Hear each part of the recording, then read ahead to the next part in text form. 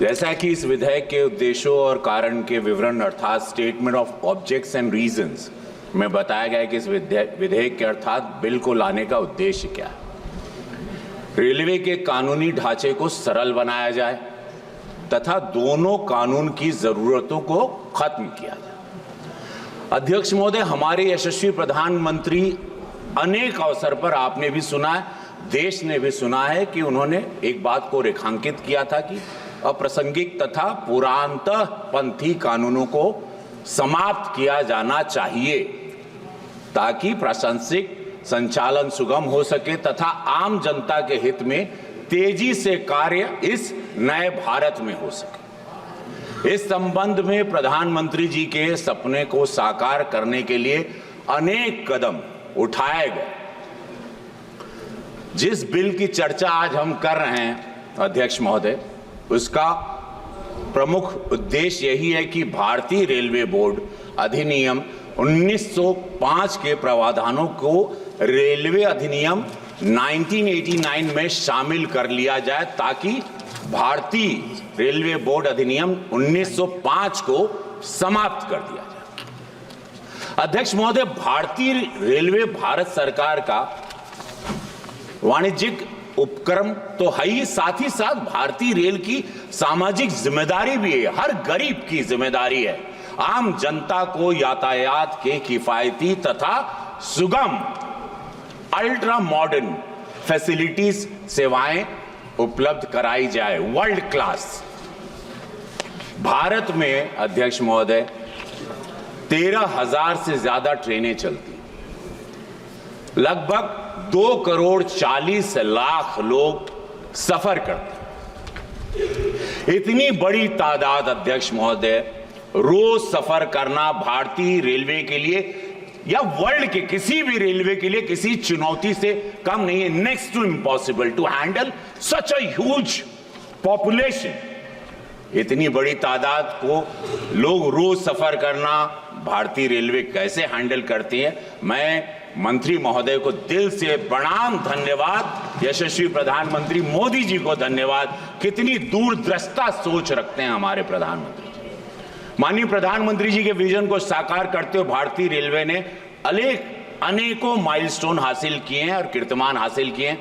भारतीय रेलवे की तरफ से जारी अभी हमारे मंत्री महोदय भी बता रहे थे, जो आंकड़े हैं 2023-24 के दौरान यात्रियों की संख्या जो रही है अध्यक्ष महोदय 648 करोड़, 648 करोड़, 54 करोड़ नए यात्रियों का इजाफा हुआ है इसमें।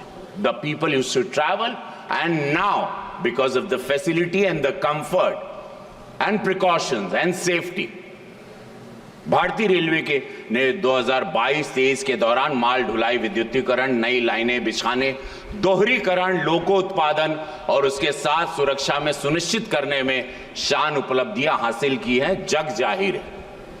माल ढुलाई भारतीय रेलवे वित्तीय वर्ष 2022-23 के दौरान 1,512 एमटी की ढुलाई की है तथा 2.44 लाख करोड़ रुपए का राजस्व हासिल किया, जो अपने आप में एक ऐतिहासिक रिकॉर्ड हुआ है। और अध्यक्ष महोदय, इस सबके पहले मैं सभी हमारे माननीय सांसदों को भी बताना चाहता हूं कि नरेंद्र मोदी जी की सरकार के पहले, एनडीए की सरकार के पहले यही रेल, यही व्यवस्थाएं, क्योंकि हम लोग देहात से थे तो हम लोगों से वो भारत भी हमने देखा है और इस भारत को भी 10 साल में देखा है।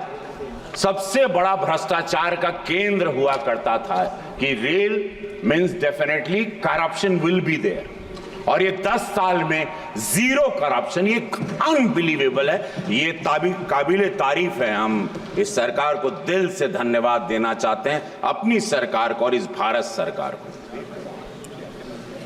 भारतीय रेलवे ने वर्ष 2022-23 के दौरान जो माल ढुलाई, विद्युतीकरण, नई लाइन बिछाना, दोहरीकरण, लोकोत्पादन, उसके साथ सुरक्षा में सुनिश्चित किया है, मैंने आपसे बताया।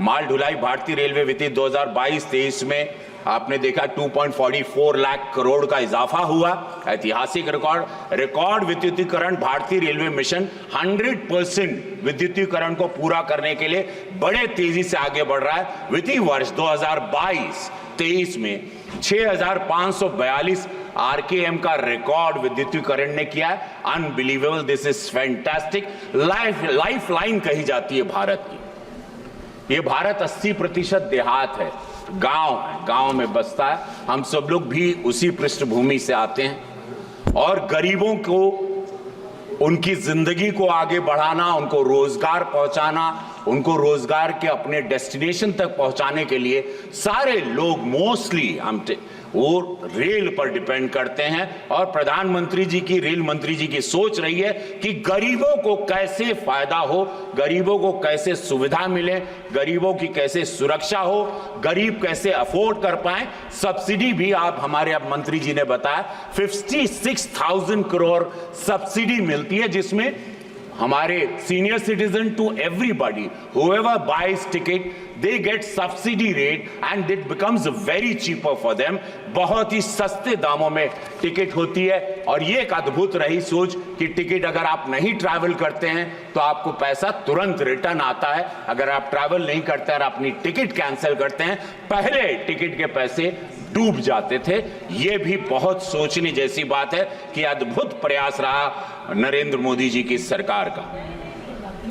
गोरखपुर से 3 ट्रैक, मैं अपने संसदीय क्षेत्र की बात कहूं, मेरी आंखों देखा है कि वहां तीसरी ट्रैक भी शुरू हो गई। चूंकि गोरखपुर एक ऐतिहासिक जगह है, गुरु गोरक्षनाथ धाम वो धरती है। 1 लाख लोग रोजाना गोरखपुर से ट्रैवल करते हैं, आना जाना उनका लगा रहता है। और वो सोच के हमारे रेल मंत्री ने, रेल मंत्रालय ने वहां पे 3rd ट्रैक शुरू कर दिया, जो कि हम वहां पर स्वयं मौजूद थे।